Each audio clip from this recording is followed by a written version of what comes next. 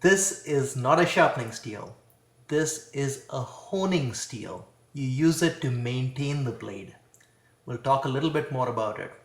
What you need is this. This is a sharpening stone. It's pretty inexpensive. You can get it at Home Depot or Lowe's. This one comes from a craft shop. It's got a rough side and it's got a smooth side. You soak it in water before you use it. But before we do anything, let's look at the life cycle of a knife.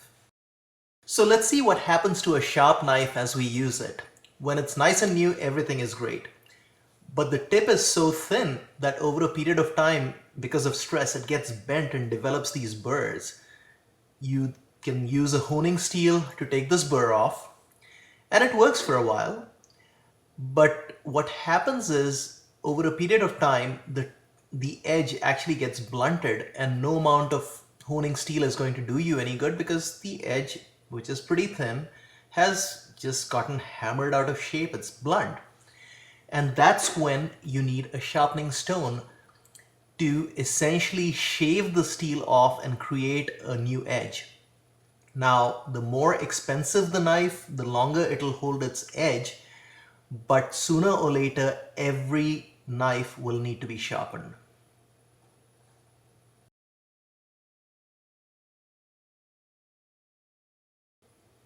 We're going to sharpen our IKEA knife.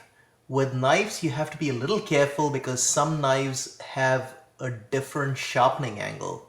Some of the Japanese knives are at a 5-degree angle. This is an IKEA knife.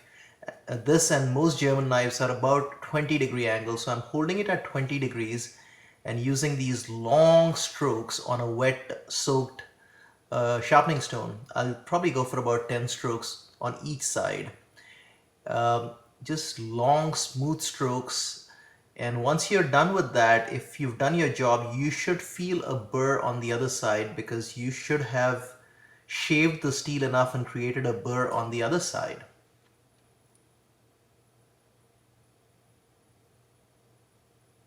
You flip the knife blade over and you start all over again on the other side, and again long smooth strokes, just the same number of strokes you did on the other side.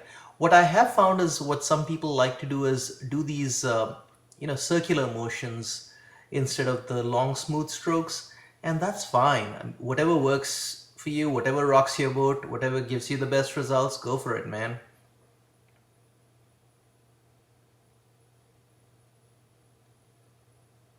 Now to finish off, what we'll do is we'll take the smooth side, dip it in water again, and essentially do the same thing.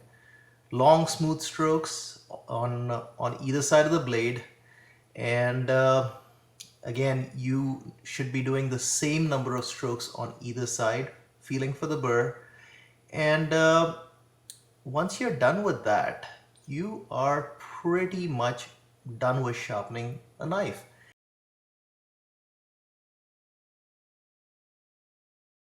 At this point, you should have a pretty sharp knife. And so the next time you have a knife that's not cutting the mustard, you know what to do. If you have any questions, you know where to find me.